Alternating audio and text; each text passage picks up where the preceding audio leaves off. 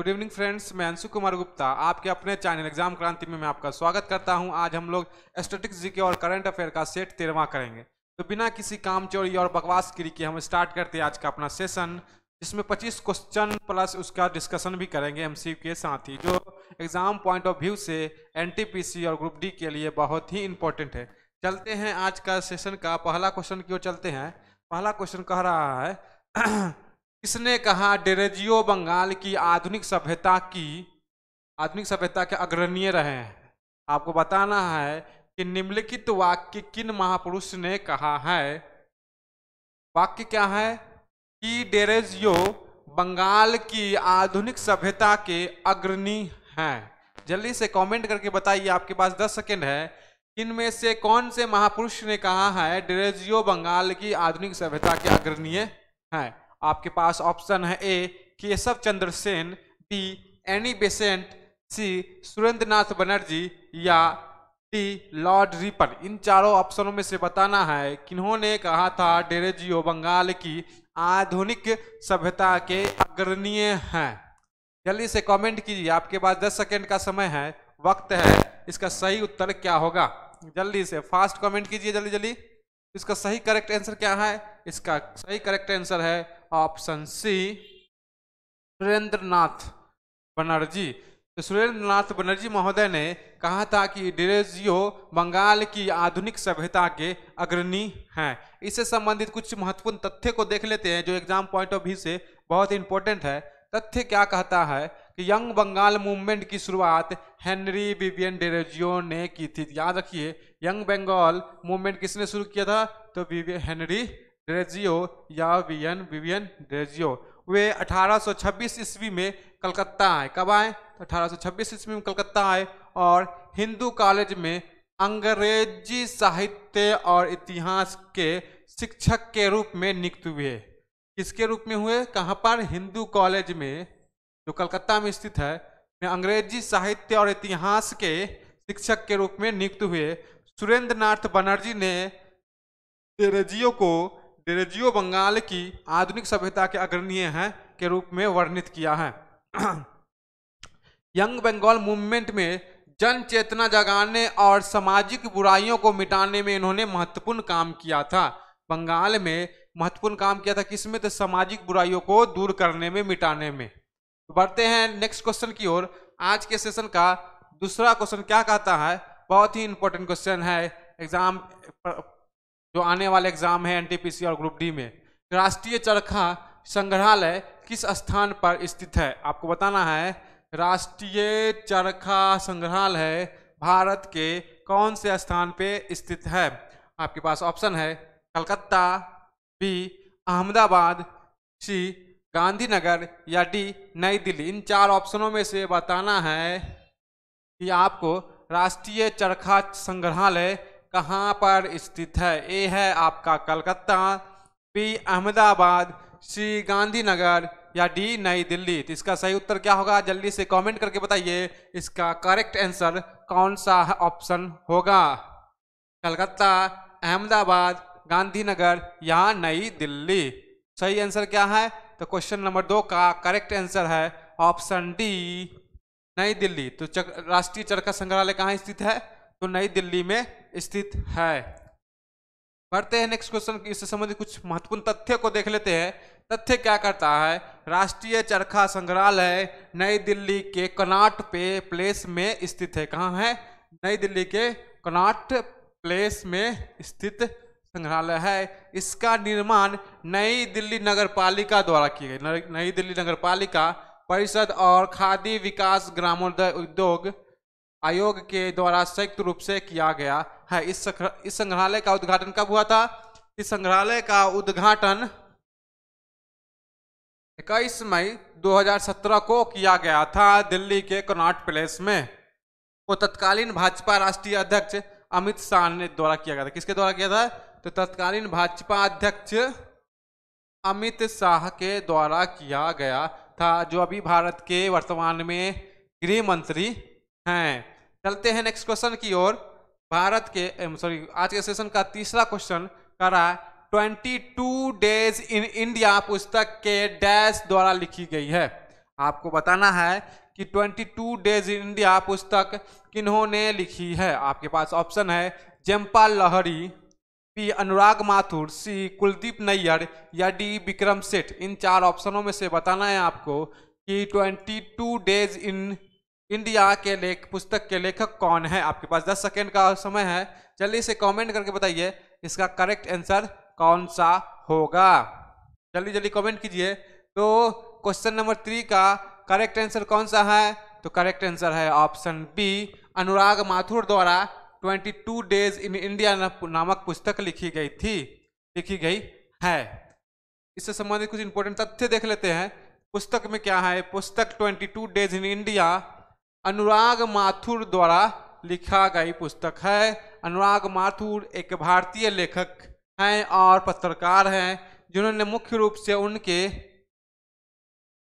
1991 के उपन्यास the इनक्रूमेंटेबल America के लिए इनस्क्रूटेबल अमेरिकन के लिए जाना जाता है। कब लिखा था उन्होंने? 1991 में। आगे बढ़ते हैं नेक्स्ट क्वेश्चन की ओर। आज के सेशन का चौथा क्वेश्चन क्या बोलता है? भारत के संविधान में मूल अधिकार निलंबित किए जा सकते हैं केवल डैश में। आपको बताना है कि भारत में वर्णित मूल अधिकार जो आम लोगों का अधिकार है उसको कब निलंबित किया जा सकता है। आपके पास ऑप्शन है राष्ट्रीय आपात उद्घोषणा के द्वारा, बी संसद द्वारा पारित अधिनियम के द्वारा, या सी भारत के संविधान में संशोधन करके, या डी उच्चतम न्यायालय अर्थात सुप्रीम कोर्ट के न्यायिक निर्णयों के द्वारा। आपको बताना है भारत के संविधान में वर्णित मौलिक अधिकारों को कौन या किस घटना द्वारा इसे हटाया जा सकता है। ए है ऑप्शन आपका राष्ट्रीय आपातकाल उद्घोषणा द्वारा, बी संसद द्वारा पारित अधिनियम द्वारा, सी भारत के संविधान में संशोधन करके, या डी उच्चतम न्यायालय में अर्थात सुप्रीम कोर्ट जो नई दिल्ली में स्थित है के न्यायिक निर्णयों के द्वारा। आप जल्दी जल्दी कमेंट करके बताइए इसका करेक्ट आंसर कौन सा होगा। 10 सेकंड के अंदर बताइए, टाइम है आपके पास 10 सेकंड का। जल्दी से उत्तर इसका करेक्ट आंसर बताइए।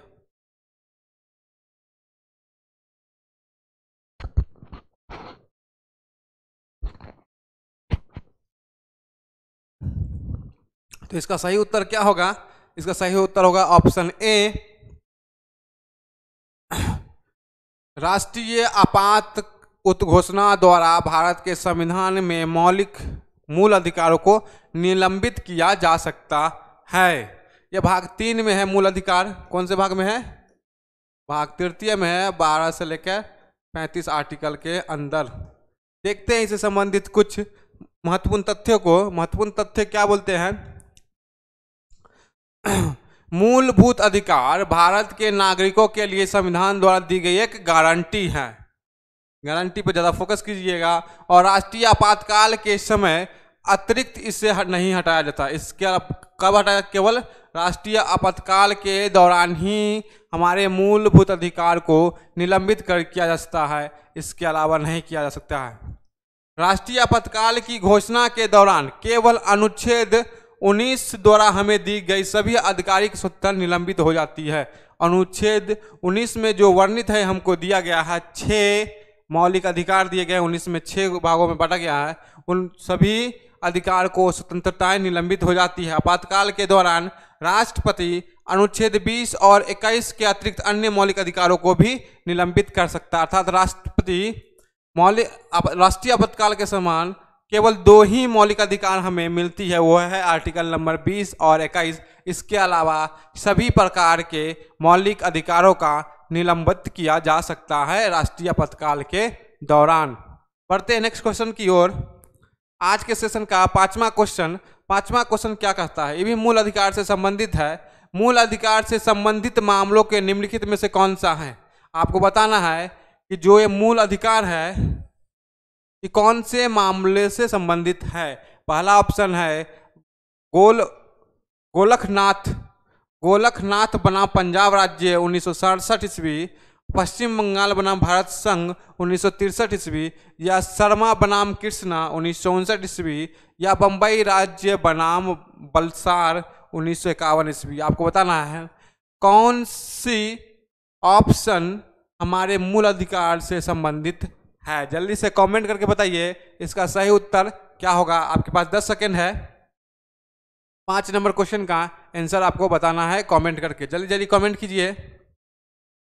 तो इसका सही करेक्ट आंसर क्या होगा। आपका सही करेक्ट आंसर होगा ऑप्शन ए, गोलखनाथ बनाम पंजाब राज्य, जो हमारे मूल अधिकार से संबंधित मामला है। इससे संबंधित कुछ फैक्ट्स देख लेते हैं। फैक्ट्स क्या कहता है। 1967 ईस्वी में गोलखनाथ बनाम पंजाब राज्य में सर्वोच्च न्यायालय के 11 न्यायाधीशों की एक पीठ ने विचार किया कि क्या संविधान के मौलिक अधिकारों के प्रावधानों का कोई भी हिस्सा संविधान के द्वारा संशोधित द्वारा रद्द या सीमित किया जा सकता है। इस मामले में न्यायालय ने निर्णय दिया कि संसद संविधान में मौलिक अधिकारों में किसी पर भी पर्दा नहीं डाल सकता। क्या कहा। संसद संविधान के मौलिक अधिकार में भी कभी भी या किसी पर भी पर्दा नहीं डाला जा सकता। कौन सा घटना संबंधित है। तो गोलखनाथ बनाम पंजाब राज्य 1967। बढ़ते हैं नेक्स्ट क्वेश्चन की ओर। आज के सेशन का छठा क्वेश्चन क्या कहता है कि भारत के क्षेत्र अर्थात प्रदेश में स्वतंत्र रूप से घूमने का अधिकार भारत के संविधान का एक मूलभूत अधिकार है। अर्थात बताना है आप कोई एक राज्य मान लें बिहार राज्य के रहने वाले हैं और बंबई में जाके महाराष्ट्र में जाके काम कर रहे हैं, तो आपको बताना है ये हमारा कौन सा मौलिक अधिकार है। अर्थात संविधान के किस आर्टिकल द्वारा हमें बताता है कि हम भारत के किसी भी राज्य में रह सकते हैं और भारत किसी भी राज्य में जाकर हम काम कर सकते हैं, रह सकते हैं। ये बताना आपको कौन सा स्वतंत्र रूप से घूमने का अधिकार बताता है। कौन सा आर्टिकल बताता है आपको कि एक जगह से दूसरी जगह स्वतंत्र रूप से जा सकते हैं। आपका ऑप्शन ए अनुच्छेद 24, बी अनुच्छेद 21, सी अनुच्छेद 14 या अनुच्छेद 19। इन 4 ऑप्शनों में से बताना है कि कौन सा ऑप्शन करेक्ट है। जल्दी से कमेंट कीजिए। आपके पास 10 सेकेंड है। जल्दी जल्दी कमेंट करके बताइए हमें इसका करेक्ट आंसर क्या होगा। तो इसका करेक्ट आंसर क्या होगा। आपका ऑप्शन होगा ऑप्शन डी अनुच्छेद 19। कौन सा अनुच्छेद। तो 19 अनुच्छेद हमें बताता है भारत के एक कोने से हम दूसरे कोने स्वतंत्रता रूप से घूम सकते हैं, जा सकते हैं। इसके लिए कोई राज्य हमें रोक नहीं सकता। आगे बढ़ते हैं। इससे संबंधित महत्वपूर्ण तथ्य को देख लेते हैं। महत्वपूर्ण तथ्य क्या कहता है। अनुच्छेद 19(1) में कितने हैं 6 प्रकार के हमारे मौलिक अधिकार इसमें है। अनुच्छेद हमें कितने भागों में बांटा गया है 6 भागों में बांटा। पहला ए क्या बोलता है। पहला क्या बोलता है भाषण और अभिव्यक्ति की स्वतंत्रता 19(1) का ए में है। बी में क्या बोलता है शांतिपूर्ण और बिना हथियारों की इकट्ठा हो सकते हैं हम। सी में क्या बोलता है संघ या यूनियन बनाने का अधिकार है हमें। डी क्या बोलता है कि पूरे भारत में स्वतंत्र रूप से घूमने के लिए। और ई क्या बोलता है भारत के किसी भी हिस्से में निवास करने और बसने का। और एफ क्या बोलता है किसी भी पेशे का अभ्यास करना या किसी भी व्यवसाय व्यापार का व्यवसाय को करना। अर्थात हम बता सकते हैं कि 19 में 6 प्रकार के कुल हमारे स्वतंत्रता दी गई है। भाषण और अभिव्यक्ति की स्वतंत्रता पूर्व हम जहां इकट्ठा हो सकते हैं या संघ बना या यूनियन बना सकते हैं या पूरे भारत में स्वतंत्र रूप से घूम सकते हैं या भारत के किसी भी हिस्से में हम निवास कर सकते हैं। और एफ बोलता है कोई भी पेशा व्यवसाय हम कर सकते हैं जो कानूनी रूप से गैर कानूनी ना हो। बढ़ते हैं नेक्स्ट क्वेश्चन की ओर।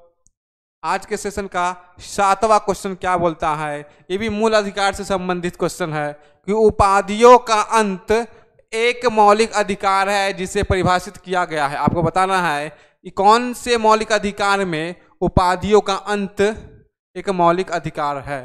अर्थात राज्य सरकार किसी को भी कोई प्रकार का शैक्षणिक छोड़कर कोई उपाधि नहीं दे सकती। तो ए ऑप्शन आपको दिया हुआ है शोषण के विरुद्ध अधिकार के अंतर्गत रखा गया है उपाधियों का अंत, या बी स्वतंत्रता का अधिकार के अंतर्गत रखा गया है उपाधियों का अंत, या सी समानता का अधिकार के अंतर्गत रखा गया है उपाधियों का अंत, या डी धार्मिक स्वतंत्रता का अधिकार के अंतर्गत रखा गया है उपाधियों का अंत। आपके पास 10 सेकंड है, इन 4 ऑप्शनों में से बताना है कि उपाधियों का अंत मौलिक अधिकार को कौन से मौलिक अधिकार के शीर्षक के रूप में रखा गया है। जल्दी से कमेंट कीजिए इसका करेक्ट आंसर क्या होगा। आज का तीसरा क्वेश्चन है ये मौलिक अधिकार से, बहुत इंपॉर्टेंट है। हर एग्जाम में पॉलिटिकल साइंस से एक क्वेश्चन रहता ही है इंडियन पॉलिटिक्स से, तो बताना इसका सही करेक्ट आंसर क्या होगा। तो इसका करेक्ट आंसर होगा 7 का सी। क्या होगा? सी ऑप्शन इसका करेक्ट आंसर होगा। बोलता है समानता का अधिकार के अंतर्गत रखा गया, अर्थात उपाधियों का अंत समानता का अधिकार के अंतर्गत रखा गया है। इससे संबंधित कुछ इंपॉर्टेंट फैक्ट्स देख लेते हैं। क्या बोलता है तथ्य हमारा, भारतीय संविधान के अनुच्छेद 18 में समानता के अधिकार के अंतर्गत उपाधियों के अंत का प्रावधान है। कितने में है? तो भारतीय संविधान के आर्टिकल नंबर 18 में है, जो समानता के अधिकार के शीर्षक से वर्णित किया गया है। अनुच्छेद 14 से लेकर 18 अर्थात 5 अनुच्छेद समानता के अधिकार के अंतर्गत रखा गया है। कितने? तो 14 से लेकर 18 तक है। और उपाधियों का अंत किस में है? तो वो 18 में है। और इस 14 से लेकर 18 आर्टिकल को कौन सा शीर्षक के अंतर्गत रखा है? तो समानता के अधिकार के अंतर्गत रखा गया है। बढ़ते हैं नेक्स्ट क्वेश्चन की ओर। आज के सेशन का 8वां क्वेश्चन क्या कह रहा है, भारतीय संविधान का कौन सा अनुच्छेद पंचायती राज्य संस्था से संबंधित है। अर्थात बताना है भारतीय संविधान के कौन सा आर्टिकल हमें बताती है पंचायती राज संस्था से संबंधित। ऑप्शन है ए 38, बी 39, सी 40 या डी 41। कौन सा आर्टिकल नंबर बताता है पंचायती राज्य व्यवस्था के अंतर्गत? आपके पास ऑप्शन है article number 38, B article number 39, C 40 number article या 41। जल्दी से कमेंट करके बताइए इसका करेक्ट आंसर क्या होगा। इसका करेक्ट आंसर क्या है? तो आपका ऑप्शन सी अर्थात 40 नंबर आर्टिकल हमें बताती है भारतीय संविधान के पंचायती राज्य व्यवस्था के बारे में। बहुत इंपॉर्टेंट है। इससे पहले हम डिस्कस कर सके कहाँ शुरू हुआ था पंचायती राज व्यवस्था, तो राजस्थान के नागौर जिले में, और दूसरा आंध्र प्रदेश में। बढ़ते इस इंपॉर्टेंट फैक्ट्स के रूप में। फैक्ट्स क्या बोलता है, भारतीय संविधान का आर्टिकल नंबर 40 पंचायती राज्य व्यवस्था को प्रदान करता है। कौन सा आर्टिकल? तो 40 नंबर आर्टिकल आर्टिकल 40। और क्या बोलता है, यह भारत में एक स्थानीय स्वशासन है। क्या है? स्थानीय स्वशासन है। और पंचायती राज व्यवस्था को 3 स्तरों में बांटा गया है। एक पहला है ग्रामीण स्तर, दूसरा है मंडल स्तर और तीसरा है परिषद स्तर। बढ़ते हैं नेक्स्ट क्वेश्चन की ओर। याद रखिएगा हमारा पंचायती राज व्यवस्था को 3 स्तरों में बांटा गया है। बढ़ते हैं नेक्स्ट क्वेश्चन की ओर। क्वेश्चन नंबर 9 क्या बोल रहा है, कोविड-19 सभ्यता का संकट और समाधान नामक पुस्तक डैश ने लिखी। यहाँ पर उन व्यक्ति का नाम लिखना है, पुस्तक लेखक का नाम लिखना है जिन्होंने कोविड-19 सभ्यता का संकट और समाधान नामक पुस्तक लिखी। आपके पास ऑप्शन है हरिवंश नारायण सिंह, बी कैलाश तर्थी, सी दीपक मिश्रा या डी प्रवीण के मेहता। आपको बताना इन 4 ऑप्शनों में से इन्होंने कोविड-19 सभ्यता का संकट और समाधान नामक पुस्तक लिखी। आपको मैं एक हिंट दे सकता हूं, इन 4 ऑप्शनों में से एक ऐसा ऑप्शन है जिन्हें नोबेल शांति पुरस्कार से नवाजा गया है 2014 ईस्वी में। तो आप आसानी से लगा सकते हैं किन्होंने यह पुस्तक लिखी।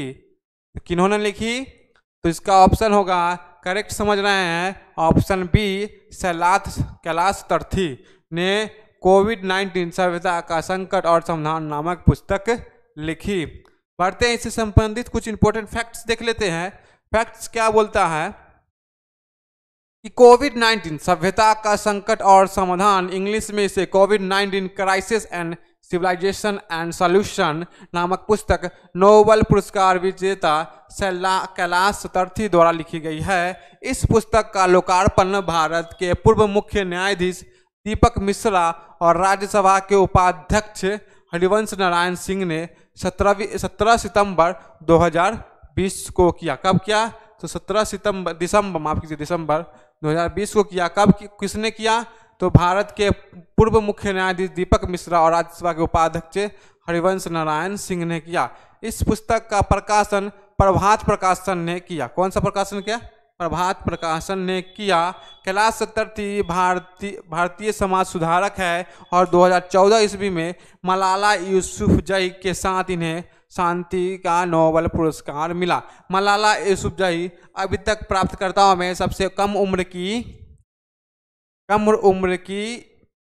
की नोबेल पुरस्कार विजेता है। इनको किस में मिला? किस क्षेत्र में? तो शांति के क्षेत्र में है। और ये पाकिस्तान के मूल क्षेत्र कहाँ से रहती है? तो पाकिस्तान की है। पढ़ते हैं नेक्स्ट क्वेश्चन कोई और। आज के सेशन का 10वां क्वेश्चन क्या कह रहा है? भारतीय राष्ट्रीय कांग्रेस के किस अधिवेशन में सुभाष चंद्र बोस का भारतीय राष्ट्रीय कांग्रेस के अध्यक्ष के रूप में नियुक्त किया गया है? अब आपको बताना है इन 4 ऑप्शनों में से कौन सा ऑप्शन में भारतीय राष्ट्रीय कांग्रेस के कौन से अधिवेशन में सुभाष चंद्र बोस अध्यक्ष बने थे। आपके पास ऑप्शन है लखनऊ अधिवेशन, बी लाहौर अधिवेशन, सी हरिपुरा अधिवेशन और डी इलाहाबाद अधिवेशन। बहुत ही सरल क्वेश्चन है, बहुत ही इजी क्वेश्चन है, आप आराम से बना सकते हैं। चॉकलेट डे के अवसर पर चॉकलेट खाते खाते बनाइए कि कौन सा ऑप्शन इसका करेक्ट है। लखनऊ अधिवेशन, लाहौर अधिवेशन या हरिपुरा अधिवेशन या इलाहाबाद अधिवेशन? जल्दी से बताइए कौन सा ऑप्शन करेक्ट है। सुभाष चंद्र बोस में जल्दी से बताइए कौन सा ऑप्शन सही है। इसका करेक्ट आंसर क्या होगा? ऑप्शन सी हरिपुरा अधिवेशन। कौन सा करेक्ट आंसर होगा? हरिपुरा अधिवेशन में भारतीय राष्ट्रीय कांग्रेस के हरिपुरा अधिवेशन में सुभाष चंद्र बोस को भारतीय राष्ट्रीय कांग्रेस के अध्यक्ष के रूप में नियुक्त किया गया था। किसने नामित किया था? तो महात्मा गांधी ने।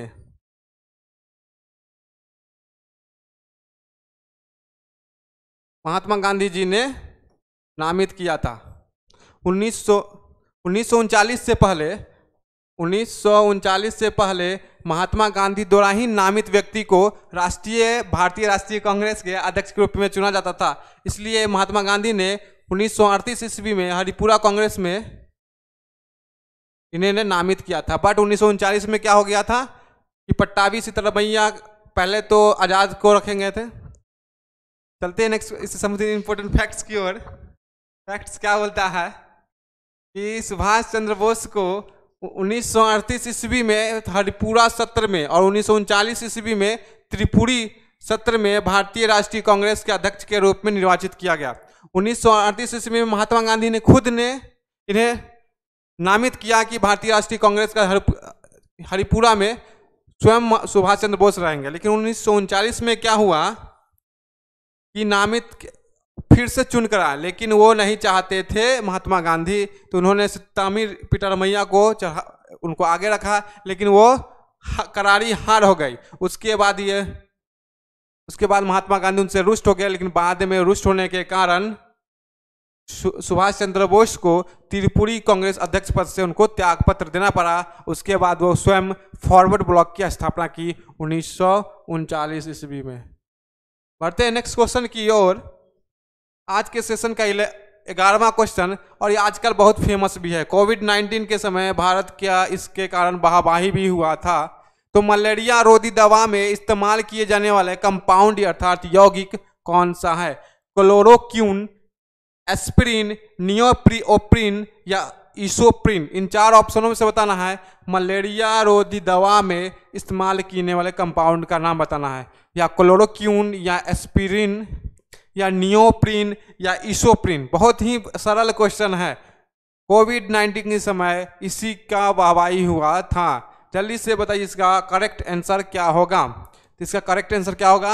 आपका ऑप्शन ए क्लोरोक्वीन। मलेरिया रोधी दवा के में कंपाउंड के रूप में कौन सा यूज किया जाता है? तो क्लोरोक्वीन का इस्तेमाल किया जाता है। फैक्ट्स क्या बोलता है? क्लोरोक्वीन ड्रग का प्रयोग मलेरिया के उपचार में किया जाता है। समझ में आ रहा होगा। आगे बढ़ते हैं नेक्स्ट क्वेश्चन की ओर। क्वेश्चन नंबर 12 को, आंत्र ज्वार या टाइफाइड किसके द्वारा होता है? बहुत ही सरल क्वेश्चन है। जीवाणु द्वारा, प्रोटोजोआ द्वारा, कवक या फंजाई द्वारा या विषाणु द्वारा। इन 4 ऑप्शनों में से बताना है कि टाइफाइड किसके कारण होता है? जीवाणु के द्वारा, प्रोटोजोआ के द्वारा, कवक या फंजाई के द्वारा, या विषाणु के द्वारा? इसका करेक्ट आंसर क्या होगा? जल्दी से कमेंट कीजिए। इसका करेक्ट आंसर होगा ऑप्शन ए, जीवाणु के द्वारा टाइफाइड शरीर में जाता है, मानव के शरीर में। इससे संबंधित कुछ इंपॉर्टेंट फैक्ट्स देख लेते हैं। क्या बोलता है फैक्ट्स? टाइफाइड बुखार एक गंभीर बीमारी है जो मुख्यतः साल्मोनेला टाइफी जीवाणु के द्वारा फैलता है। साल्मोनेला टाइफी जीवाणु के कारण फैलता है। यह साल्मोनेला पैरासाइट के कारण भी फैल सकता है जो कि संबंधित जीवाणु है, और इसके कारण कम गंभीर ज्वर होता है। इसके कारण कम गंभीर ज्वर होता है, इसके कारण अधिक गंभीर बीमारी होता है टाइफाइड। बढ़ते हैं नेक्स्ट क्वेश्चन की ओर। आज के सेशन का 13वां क्वेश्चन है, SIDBI मुख्यालय का कहाँ स्थित है? आपको बताना है SIDBI सिडबी का मुख्यालय कहाँ है? आपके पास ऑप्शन है, option A Mumbai, option B New Delhi, सी है ऑप्शन गुवाहाटी, या डी लखनऊ। इन 4 ऑप्शन में से बताना है SIDBI का मुख्यालय कहाँ है। बहुत ही टफ लग रहा है क्वेश्चन, जल्दी से बताइए इसका करेक्ट आंसर क्या होगा? ए मुंबई, बी नई दिल्ली, सी गुवाहाटी, या डी लखनऊ। करेक्ट आंसर क्या होगा? लखनऊ वाले बता सकते हैं। तो SIDBI का मुख्यालय कहाँ स्थित है?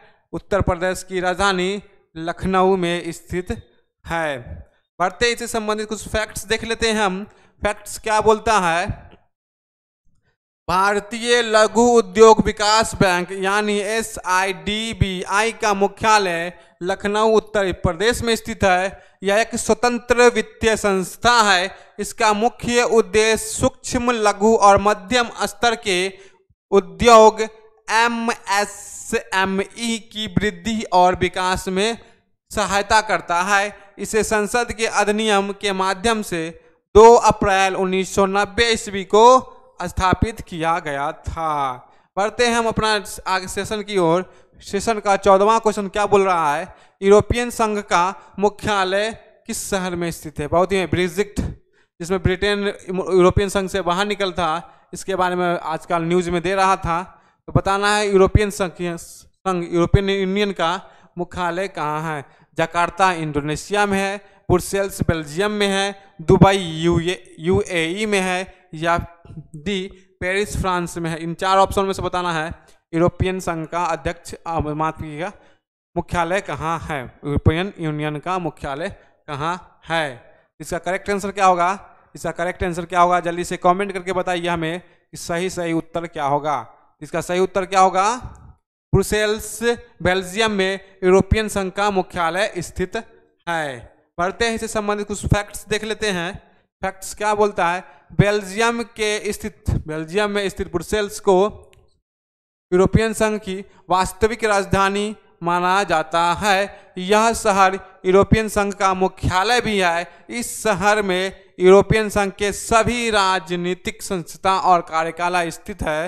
यूरोपियन संघ में EU में 27 सदस्य थे। राज्यों का एक राजनीतिक तथा आर्थिक मंच के रूप में मुख्य रूप से यूरोपियन में स्थित है। अभी कौन निकला है? इंग्लैंड निकला है। कौन निकला है? तो इंग्लैंड निकला है इससे, यूरोपियन संघ से। इसकी नींव 1 जनवरी 1958 ईस्वी को रोम की संधि के आधार पर रखी गई। कब रखी? 1 जनवरी 1958 को रोम की संधि के द्वारा इसकी नींव रखी गई। राजधानी क्या है? ब्रुसेल्स में है, बेल्जियम में स्थित ब्रुसेल्स में स्थित है इसकी मुख्यालय। बढ़ते हैं नेक्स्ट क्वेश्चन की ओर। आज के सेशन का 15वां क्वेश्चन, विश्व बौद्धिक संपदा संगठन का मुख्यालय कहाँ है? आपको बताना है विश्व बौद्धिक संपदा संगठन का मुख्यालय कहाँ है। आपके पास ऑप्शन है ए पेरिस फ्रांस में, बी जनेवा न्यूजीलैंड में, सी रोम इटली में, या डी हेग नीदरलैंड में। यहाँ तो अंतर्राष्ट्रीय न्यायालय स्थित है तो ये हो नहीं सकता, तो आपके को इसको काट दीजिए। ऑप्शन में से 3 ऑप्शन में से बताइए कौन सा उत्तर सही है। विश्व बौद्धिक संपदा संगठन द्वारा तो क्या कौन सा उत्तर है? तो बी, जेनेवा स्विट्जरलैंड में स्थित है विश्व बौद्धिक संपदा संगठन का मुख्यालय। इससे संबंधित कुछ फैक्ट्स देख लेते हैं हम। क्या कहता है फैक्ट्स? विश्व बौद्धिक संपदा संगठन संयुक्त राष्ट्र की 15 विशेष एजेंसियों में से एक है। कितने एजेंसियों में से एक है? तो 15 विशेष एजेंसियों में से एक है। इसका गठन 14 जुलाई 1967 ईस्वी को हुआ था। कब हुआ था? 14 जुलाई 1967 ईस्वी को हुआ था। इसका गठन रचनात्मक गतिविधियों को प्रोत्साहित करने के लिए किया गया था ताकि दुनिया भर में बौद्धिक संपदा की सुरक्षा को बढ़ावा दिया जा सके। इसका मुख्यालय जिनेवा स्विट्जरलैंड में है और संयुक्त राष्ट्र आर्थिक और सामाजिक परिषद WIPO का मूल संगठन है। बौद्धिक संगठन का मतलब विश्व में आपका मस्तिष्क का जो विकास है बौद्धिक है, उसी को विश्व बौद्धिक संपदा संगठन। बढ़ते हैं नेक्स्ट क्वेश्चन की ओर। आज के सेशन का 16वां क्वेश्चन क्या बोल रहा है? विदेश्वर मंदिर किस शैली का उदाहरण है? नागर शैली, द्रविड़ शैली, पुरातन शैली या कोई नहीं? आपको बताना है कि विदेश्वर मंदिर किस शैली का उदाहरण है? नागर शैली का, द्रविड़ शैली का, पुरातन शैली का, या इन तीनों में से कोई नहीं हो सकता? जल्दी से कमेंट करके बताइए इसका सही उत्तर क्या है। जल्दी से फास्ट कमेंट कीजिए, इसका सही उत्तर क्या है?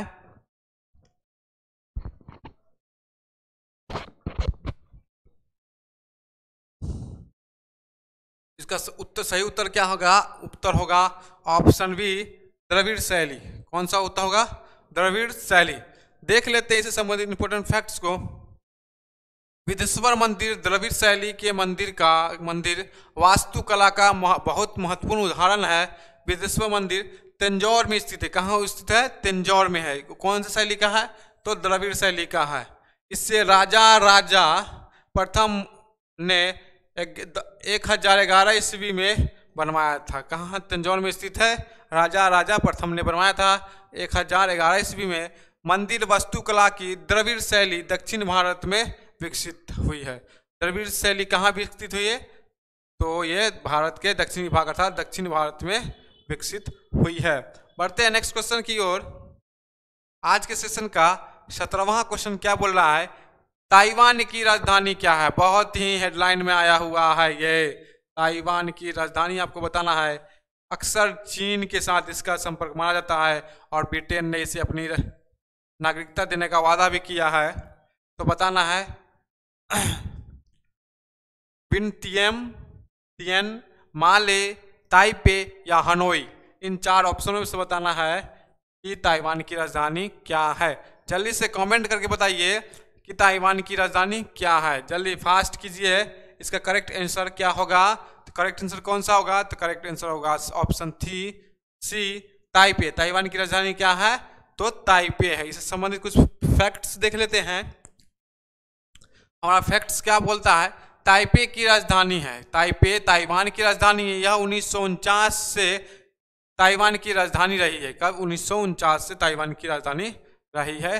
ताइपे ताइवान की राजधानी है। चलते हैं नेक्स्ट क्वेश्चन की ओर। आज के सेशन का 18वां क्वेश्चन बोल रहा है चांगलो डैश का नृत्य है। आपको बताना है जो नृत्य का नाम चांगलो है वो कहाँ, भारत कौन से राज्य से है? अरुणाचल प्रदेश, बी पंजाब, सी असम या डी नागालैंड। चांगलो नृत्य कहाँ से संबंध रखता है? अरुणाचल प्रदेश से, पंजाब से या असम से या नागालैंड से? जल्दी से कमेंट करके बताइए इसका करेक्ट आंसर कौन सा होगा। क्या होगा इसका करेक्ट आंसर? इसका करेक्ट आंसर होगा चांगलो नागालैंड का नृत्य है। कहाँ का है? तो चांगलो नागालैंड का नृत्य है। बढ़ते हैं इससे इंपॉर्टेंट फैक्ट्स की ओर। चांगलो नागालैंड का एक लोक नृत्य है। अरुणाचल प्रदेश का लोक नृत्य क्या है? पोंग है। उत्तर प्रदेश का क्या, माफ कीजिए, पंजाब का क्या होगा? भांगड़ा। और असम का क्या होगा? बिहू। क्या है? बिहू। इसका पोंग हो गया, ये भांगड़ा हो गया, ये बिहू हो गया और ये चांगलो हो गया। बढ़ते हैं नेक्स्ट क्वेश्चन की ओर। आज के सेशन का 19वां क्वेश्चन क्या बोलता है?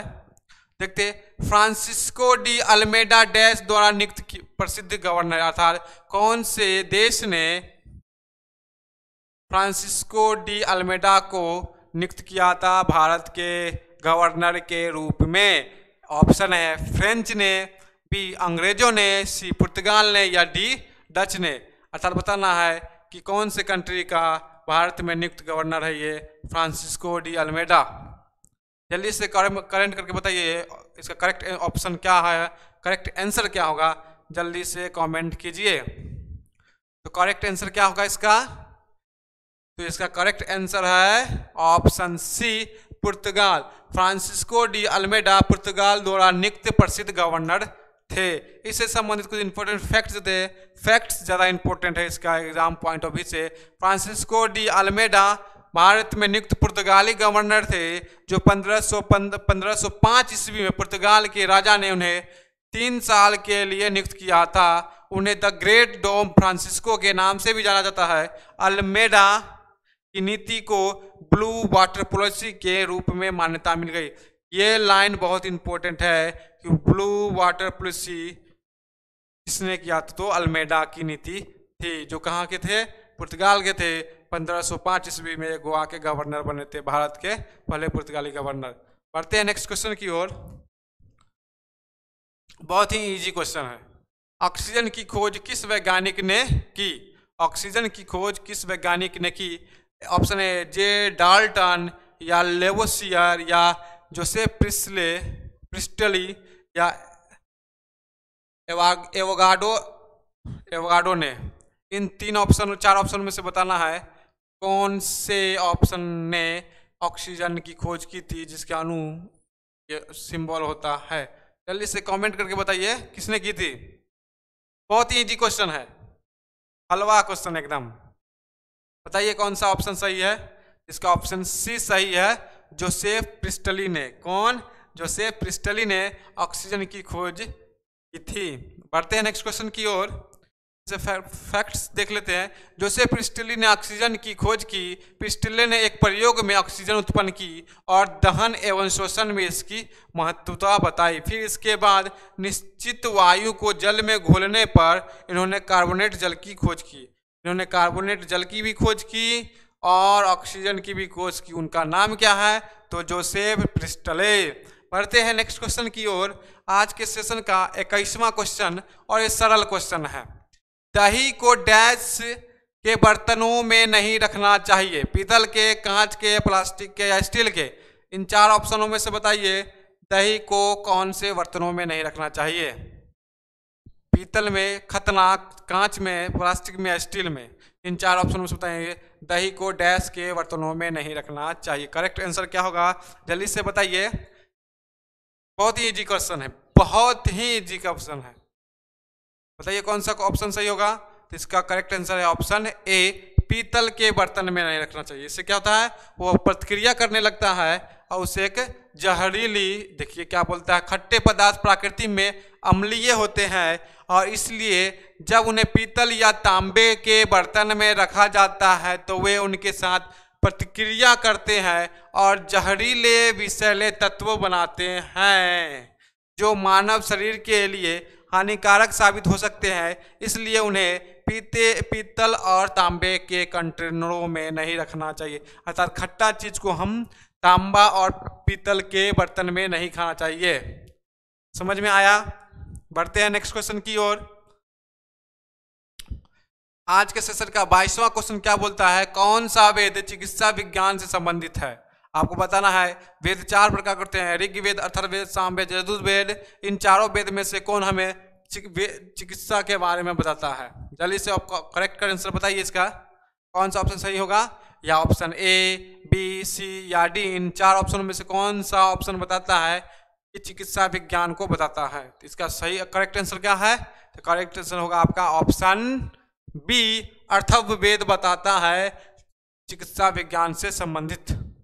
देखते हैं कुछ फैक्ट्स क्या बोलता है। फैक्ट्स, अथर्ववेद चिकित्सा विज्ञान से संबंधित है। वेदों में दी गई सामग्री के विश्लेषण के बाद पता चलता है कि सभी चारों वेद चिकित्सा के विभिन्न पहलुओं के संदर्भ में परिपूर्ण है। अथर्ववेद ने हिंदू चिकित्सालय प्रणाली की परंपरा का आरंभ किया और आयुर्वेद का जन्म दिया। इसे लगभग 5000 वर्ष पूर्व विकसित किया गया था। आयुर्वेद के लिए कौन सा है? तो अर्थव वेद, याद रहेगा, अ से अर्थव और अ से आयुर्वेद, इससे संबंधित है। बढ़ते हैं नेक्स्ट क्वेश्चन की ओर। आज के सेशन का 23वां क्वेश्चन, पॉलीथीन का आविष्कार किसके द्वारा हुआ है? एरिक फास्केट के द्वारा, या रेगिनलॉन्ड गिब्सन के द्वारा, या इन दोनों के द्वारा, या इनमें से कोई नहीं? जल्दी से कमेंट कीजिए, पॉलीथीन का आविष्कार किसने किया था? एरिक फास्केट के द्वारा, या रेगिनलॉन्ड गिब्सन के द्वारा, या इन दोनों ने संयुक्त रूप से किया था, या इनमें से कोई किया ही नहीं? इसका करेक्ट आंसर क्या होगा? ऑप्शन देख के ही मालूम चलता है इसका करेक्ट आंसर क्या होगा। ऑप्शन सी, ए और बी, अर्थात इन दोनों ने मिलकर पॉलीथीन की आविष्कार किया। देखते हैं फैक्ट्स को। पॉलीथीन की खोज का श्रेय दो वैज्ञानिकों एरिक फासेट और रेगिनॉल्ड गिब्सन को दिया जाता है, जिन्होंने पहली बार 1933 ईस्वी से एक घटित दुर्घटना से उत्पन्न हुई पॉलीथीन के लिए पहला पेटेंट 1936 ईस्वी में इंपीरियल केमिकल इंस्टीट्यूट द्वारा, याद रखिएगा पहला पेटेंट किसके द्वारा? 1936 इंपीरियल केमिकल इंस्टीट्यूट द्वारा पंजीकृत किया गया था। पॉलीइथिलीन विश्व स्तर पर उत्पादित सबसे बड़ी मात्रा का बहुलक है, जिसमें प्रति वर्ष 90 मिलियन मैट्रिक टन से अधिक है। कितना? 90 मिलियन मैट्रिक। वायु पर मिट्टी प्रदूषण में बहुत भूमिका निभाती है, ये सड़ता ही नहीं जल्दी।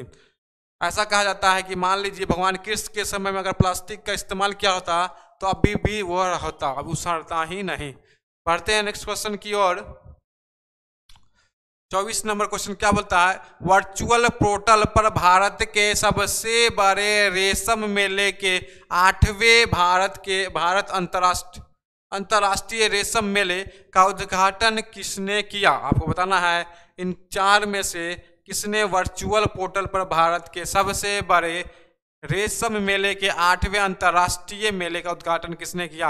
आपके पास ऑप्शन है, ए नरेंद्र सिंह तोमर, बी नितिन गडकरी, सी स्मृति ईरानी, या निर्मला सीतारमण। कपड़ा मंत्रालय के मंत्री कौन है? वही ने किया। आपके पास हिंट दे दिया गया है, इसका करेक्ट आंसर बताइए कौन सा होगा?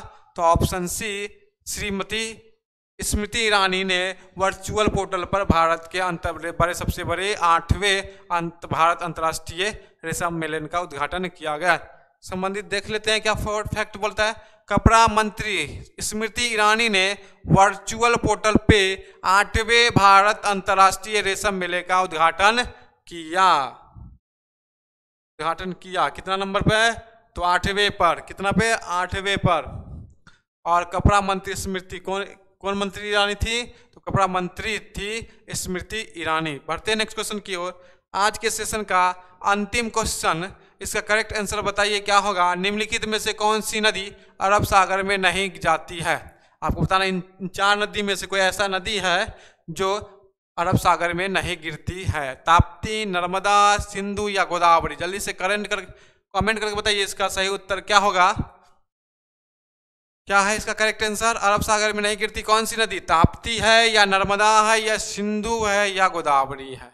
जल्दी से कमेंट कीजिए इसका करेक्ट आंसर क्या है। इसका करेक्ट आंसर है ऑप्शन डी, गोदावरी नदी सिंधु नदी में न गिर के बंगाल की खाड़ी में गिरती है। इससे संबंधित इंपॉर्टेंट फैक्ट्स देख लेते हैं। क्या बोलता है इंपॉर्टेंट फैक्ट? गोदावरी नदी अरब सागर में नहीं बहती है। गोदावरी अपनी सहायक नदियों के व्यापक समूह के माध्यम से बंगाल की खाड़ी में गिरती है। बंगाल की खाड़ी में बहने वाली नदियां क्रमशः ब्रह्मपुत्र, यमुना, गंगा, मेघना, महानदी, गोदावरी, कृष्णा और कावेरी है। अरब सागर में बहने वाली नर्मदा, ताप्ती और साबरमती है। पढ़ते हैं आज के सेशन का यह अंतिम क्वेश्चन था। होपफुली आप लोग इस सेशन को एंजॉय किए होंगे। अगर यूजफुल लगा तो अपने दोस्तों के साथ शेयर कीजिए, लाइक कीजिए, हमारे चैनल को सब्सक्राइब कीजिए। मिलते हैं कल सेट नंबर 14 के साथ इसी समय आपके अपने चैनल एग्जाम क्रांति में। तब तक पढ़ते रहिए और एनटीपीसी और ग्रुप डी में गर्दा मचाते रहिए। Thank you very much.